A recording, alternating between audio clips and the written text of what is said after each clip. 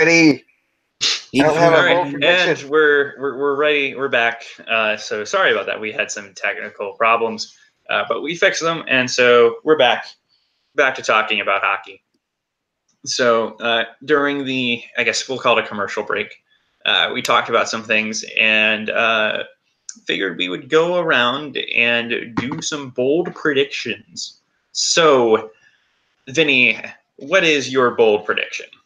Tampa Bay gets knocked out in round dos. Ooh, I can see it. By who? The Toronto Leafs, Maple probably, Leafs. Yeah. So you have the Maple Leafs beating the Bruins for once. I have the Maple Leafs. Absolutely. And then I have Tampa getting knocked off by the Maple Leafs. And then I have Pittsburgh. No, I don't have Pittsburgh. I have Washington back in the Cup Finals. So do you have Washington beating Pittsburgh again? I have Washington beating Pittsburgh. I have Washington beating Toronto. I have Washington and Winnipeg in the Cup Finals, and the Jets take it home. Madman. Absolutely madman. I'm living on the edge, boys. I'm living on the edge. I wasn't going to get that detailed. I was just going to say, I think I was going to pick the Penguins to make the playoffs, and then the bold part is they beat the Islanders in the first round. I don't really think that's that bold, but keep going. Well, okay. That's what I had. Keep going. You worked so hard for that. Weird flex, but okay. Put me on the spot. I don't. Okay, Toronto beats Boston. Is that bold enough for you? I think so.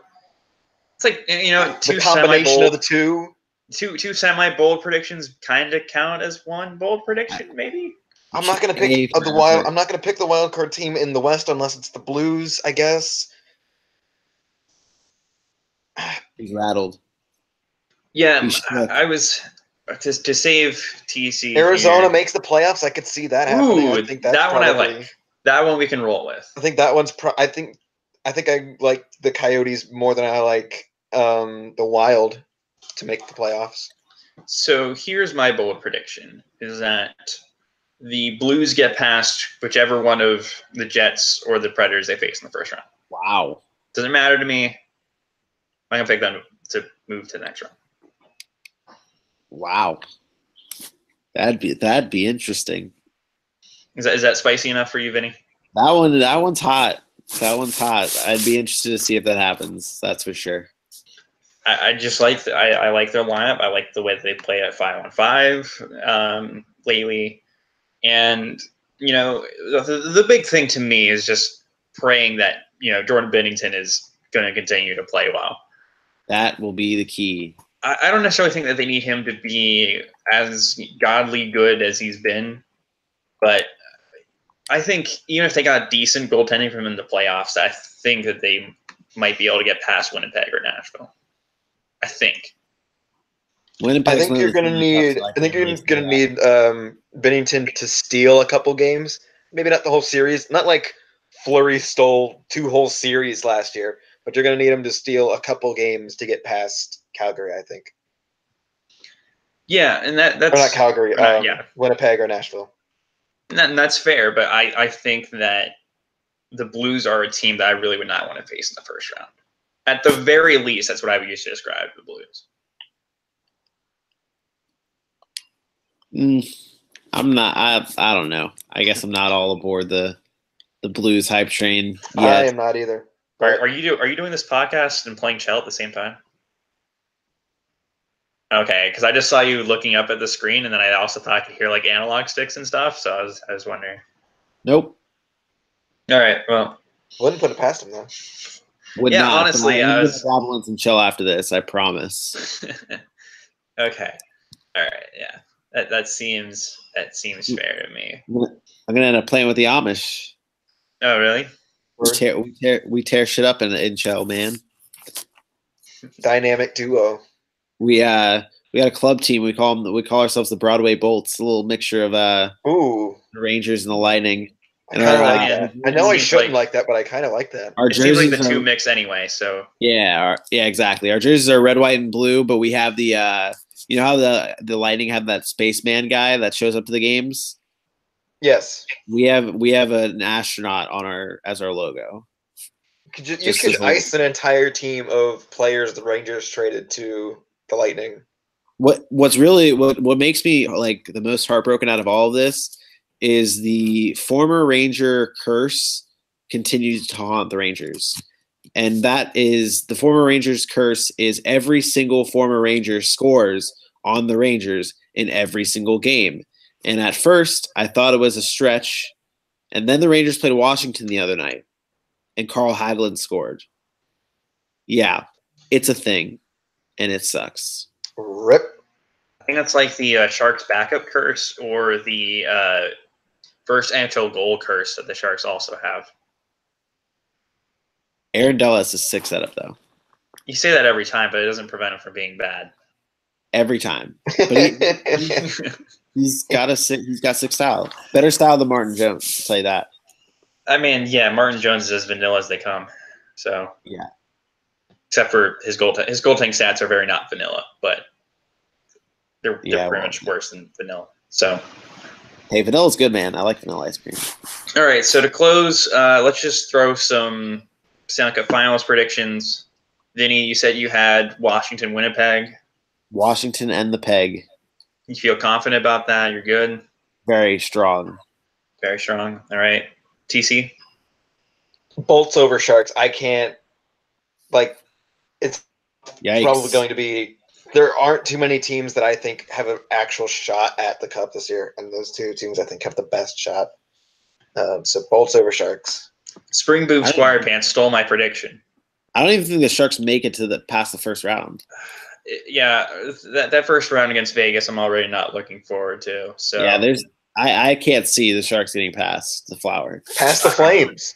I would feel better about the Sharks playing the Flames than I would Vegas, honestly. So I would also feel better about the Sharks playing the Flames with Vegas. And that's not to underestimate Calgary. Calgary is a very good hockey team, but if they start the playoffs with Mike Smith as their starting goaltender, they're in trouble. It's a tough look, man. That's what I was telling you earlier. It's a tough look for Calgary with especially with pretty much everyone else in their division and I guess in the West loading up. You know, like the Sharks got Nyquist, Vegas got Mark Stone. Who did Calgary get?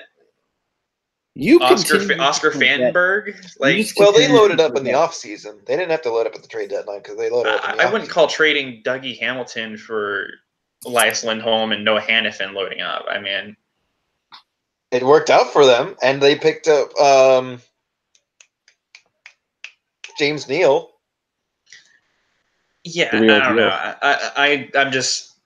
I feel like they would be better off. Well, I thought that you hated Vegas, but I do hate Vegas, but I also can't deny that they have a really good hockey team on their hands. It's starting to really seem like you hate Winnipeg more. I don't hate Winnipeg. I just hate the fascination with Winnipeg when I don't think they're all that good. This is now the second time that you have just skipped over Winnipeg doing anything because they acquired probably. I skipped over Nashville too. I just went over the Pacific teams. According to TSN, Winnipeg acquired the second best trade deadline available player in the league in Kevin Hayes, and he just really he's second best. Did they have according to TSN? This is TSN, not me. On their trade base, was on there. Yeah, he was. So was Duchesne ahead of him? Yeah. No, Mark Stone was ahead of him. I was gonna say Mark Stone is the best of the three, but yeah, Mark Stone was ahead of him. What about Wayne Simmons?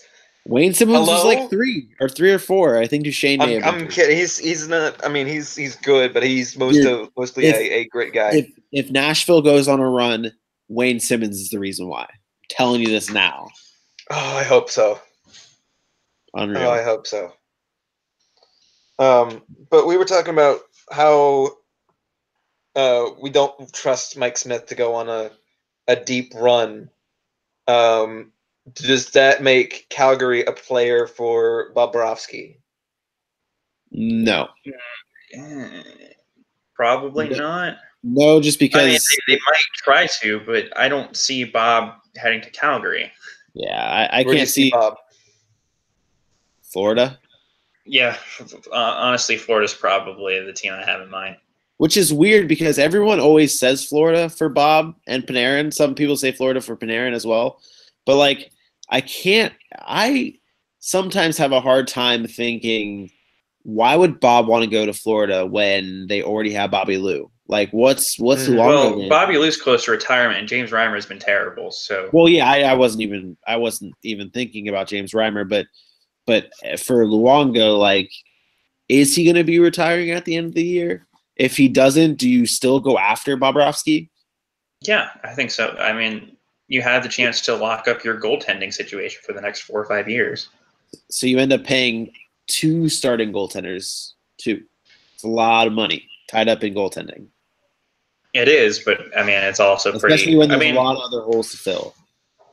Yeah, but you can also always trade one of the. There's always a market for goaltenders. There's always a market for goaltenders. Yeah, I guess so. Worst comes to worst, you offload one of them to Carolina. Like, dude, Curtis McElhinney has been very good lately. Yeah, I'm just saying that. I don't know about you, but I don't really see the Hurricanes depending on Curtis McElhinney for the long-term future. It could happen. But Reimer's contract is $3.4 million for the next 2 years after this year, and that's not buyout proof. So I mean, you could always do that. You could always go that route or trade him. But for Reimer, yeah. Yeah, that one's an easy thing. I'm talking about that one you can swallow. Yeah, I'm talking about for Luongo though. If you were to have Luongo's only getting a little more than 4.5, so it's not really a super big deal. I just can't picture. I mean, but that's a little. If you're talking about cap management, would you imagine Luongo or Bobrovsky? I mean, either way, you're paying a lot for one of them to sit on the bench. Exactly. Especially if you have other holes to fill like Florida has. Yeah, and I mean, Florida it's not like they have money to spend like a lot of other teams do. But I just feel like that's a lot of money to wrap up whoever you decide is the backup.